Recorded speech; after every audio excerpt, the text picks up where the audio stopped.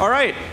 Hey everyone, my name's Darius. I'm the head editor and co-founder of the Shotcaller, and we're an esports publication. Now, I'm just gonna assume one thing here, and that is that the vast majority of people here really like to win. I do as well. So when I play sports, I really want to win. When I play games, I really want to win. When I play Scrabble with my grandma, you bet your ass I'm gonna win.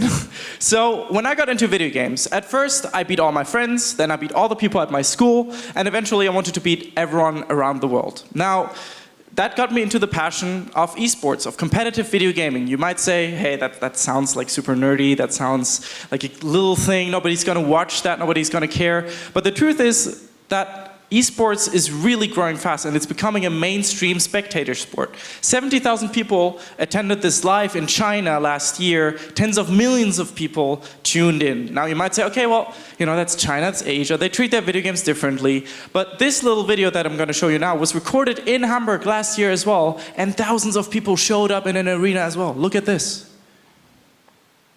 Sound. Please.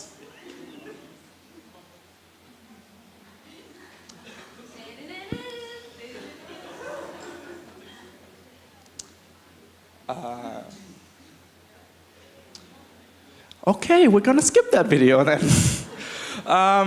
So yeah, but you might say, as you could see maybe from the few images you were able to see, that people actually go into the stadium, they wear their favorite jerseys, they wear the logos of the teams on their faces, they really support their favorite players. And the numbers don't lie either. By 2020 we expect there to be more than 500 million people worldwide interested in esports. It's a truly global phenomenon.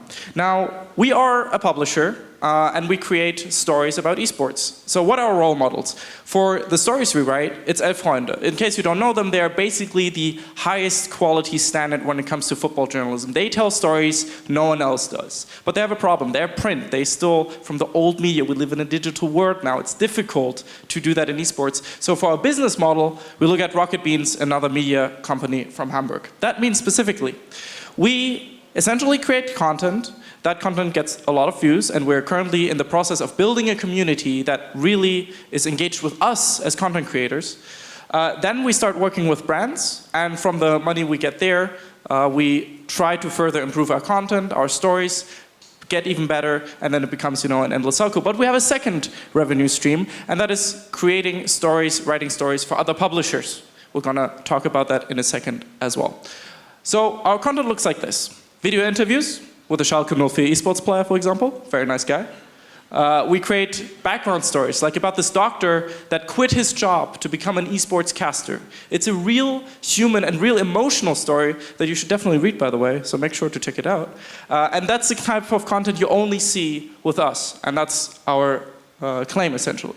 And we also take really good pictures for the publishers that want to work with us, that want esports content. Now, doing that, we reach, at this point, 310,000 people every month. We get tens of thousands of comments who say, we love your content, we want to support you, etc. People really like our content and watch it. They don't just click and then jump away. They actually engage with the content. It's going really well. So this is the way it works. We create our written content on the website and our videos on YouTube. Then it automatically gets distributed to Reddit and Discord, two very important platforms for gamers specifically. Then we create manual posts on Twitter and Facebook, because again, if you just automate the Twitter and Facebook process, people don't like that. They can see that it's automated, they don't want to engage with those posts, so we need to do it ourselves, but we do it well. And then we also create our audio versions of interviews and other content. This is our team. Alexander is right here. You should definitely talk to him as well. Our videographer is around here as well. And we have our NA guy who does all the content we do in North America. So he interviews players there to further increase our reach. It's a great team. And we also have a lot more people on the line that we want to work with in the future. And most importantly, technically, we also have an influencer network. We're really close with all those players, team owners, coaches. So if I want to do a story, I can just hit someone up, and it's really easy. So maybe you're not interested in us, but interested in some of the players. We can create that connection. You just need to talk through us, of course. So we have a first test case, the DPR. The Deutsche Presseagentur, really important in Germany, of course, and we're going to be on the forefront of establishing esports in the German market because we're going to provide a lot of stories for them. It's going to be really great and a very nice revenue stream as well. Now, what are we looking for in the future? We look for more media outlets that want to work with us, that want to dive into the esports space. We're looking for investment, which I'll get to in a second. And we're, of course, looking for brands that really want to engage with this fantastic new young audience that can't be reached by traditional advertising means anymore. So we are looking for 600,000 euros for now. And we have one very specific goal. We want to become the #1, the highest quality media outlet for esports worldwide. But we need your help to do that. Now, one more thing.